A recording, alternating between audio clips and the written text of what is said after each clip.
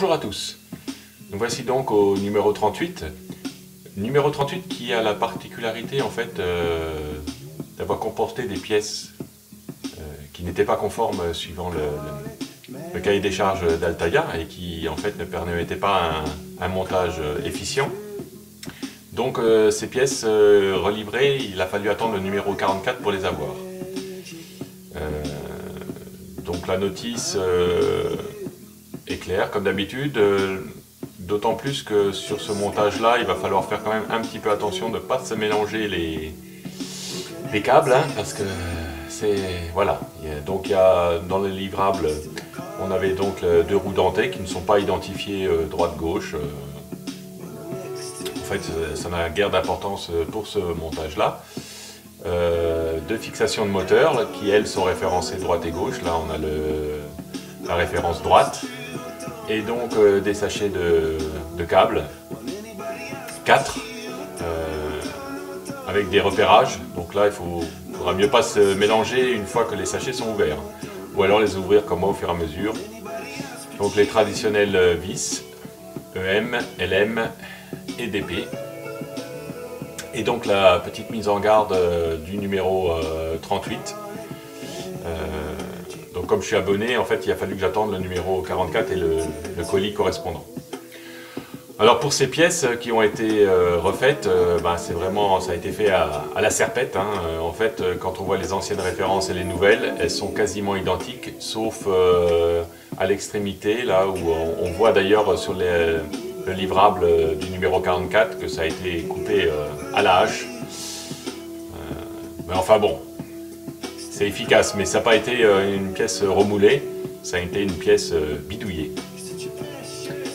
Donc chaque sachet de câble comporte le câble et le support. Je ne sais pas trop d'ailleurs pourquoi ils n'ont pas fait ça en une pièce, bon, ça nous fait un montage en plus, vous me direz.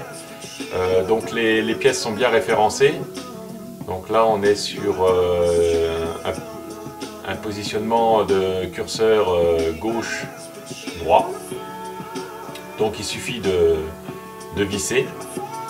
Alors ça se fait sans problème particulier. Donc là on est oui, sur côté droit, poteau gauche on va dire. Je rappelle quand même pour les vis, hein, un petit taraudage, ça évite bien des problèmes. Donc on répète l'opération pour tous les câbles,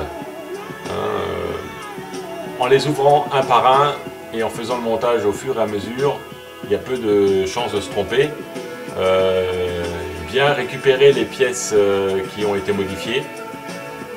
Elles se repèrent facilement vu que, vous voyez, c'est pas fait dans la finesse, hein. Pour autant, c'est fait. Donc voilà. Donc le montage en lui-même ne présente aucune difficulté particulière. Toujours cette précaution au niveau des différents montages, de bien vérifier que le support correspond au câble. Voilà. Et donc on en arrive à ce montage là et à ces quatre poteaux, on va dire, 4 supports de câbles, d'interrupteurs, enfin on appelle ça comme on veut. L'essentiel c'est de ne pas se mélanger les pinceaux dans leur montage. Alors sur le châssis proprement dit, ça se passe facilement.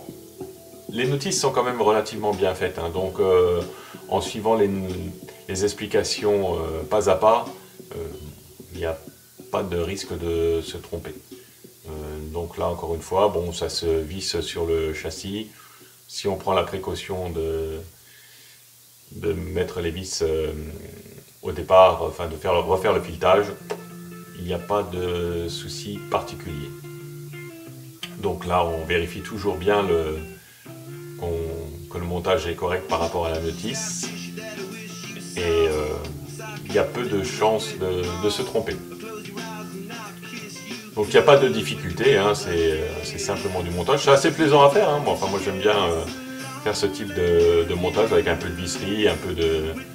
Voilà, il n'y a rien de compliqué, mais en même temps, bon, ça fait un peu bricoler. Voilà, c'est assez sympa à faire. À noter que j'ai posé le châssis sur des pots de peinture. En fait, c'est surtout pour pouvoir bien assurer le visage et avoir un support bien solide pour assurer vraiment. J'ai toujours peur quand même que le zamac casse, donc alors il y a une précaution quand même à prendre quand on visse, c'est d'avoir le tournevis légèrement en biais parce que sinon on risque d'endommager l'interrupteur. Enfin, ça c'est vraiment pour pinailler un tout petit peu, hein. Voilà. Donc le vissage se poursuit. Normalement, quand on en arrive à la fin, eh ben, on se retrouve avec les bonnes références, hein. Enfin, voilà. Bien vérifier aussi que les poteaux sont solidement fixés.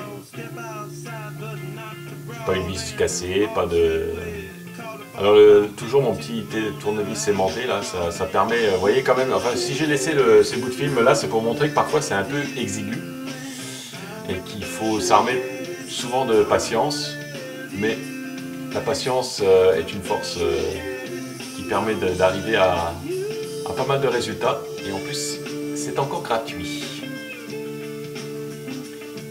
Donc le montage se poursuit tranquillement. Avec ces montages là, on vérifie simplement qu'on positionne bien les supports d'interrupteurs et ça se passera sans problème. Voilà. Donc ce vissage,